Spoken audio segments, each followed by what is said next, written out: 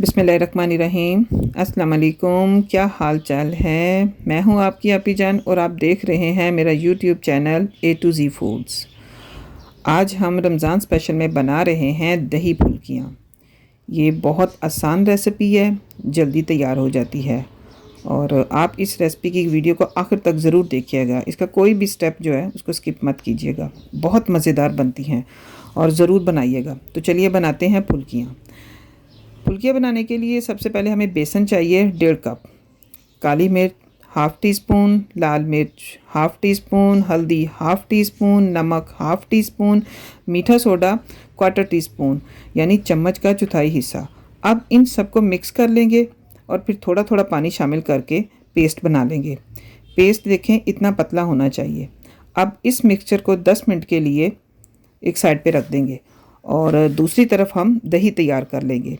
दही तैयार करने के लिए सबसे पहले हमें हाफ़ kg ताज़ा दही चाहिए और वो ज़्यादा खट्टा भी ना हो। अगर आपका दही खट्टा है ना तो उसमें थोड़ी सी आप चीनी शामिल कर लीजिएगा। इसको अच्छी तरह फेंट लेंगे ताकि गुठलियाँ ख़त्म हो जाएं। अब एक गिलास पानी शामिल करके इसको भी अच्छी तरह फेंट लेंगे।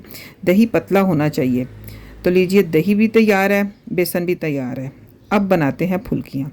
अब एक फ्राई पैन में तेल गरम करके इस तरह छोटी छोटी फुल्कियाँ बना लेंगे।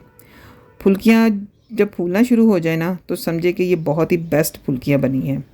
चूल्हे की आंच आपने दरमियानी रखनी है। तैयार फुल्कियाँ दही में शामिल करते जाएंगे तो देखें सारी फुल्कियाँ तैयार हो गई हैं और दही में शामिल कर दी हैं। अब इन दही फुल्कियों में शामिल करने हैं टमाटर, जिनको छोटे छोटे क्यूब्स में काट लिया है।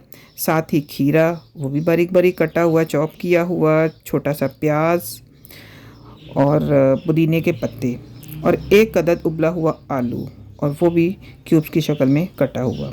अब इन सब अज्जा को दही फुल्कियों में शामिल करके हल्का हल्का सा मिक्स कर लेंगे।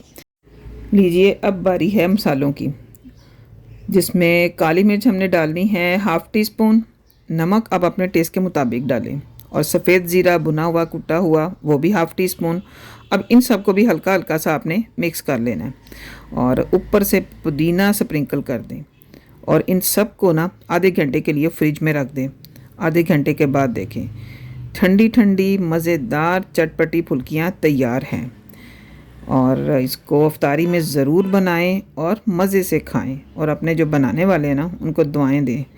रेसिपी पसंद आए तो लाइक ज़रूर करें और कमेंट्स में मुझे ज़रूर बताइएगा कि इस रेसिपी की वीडियो कैसी बनी है।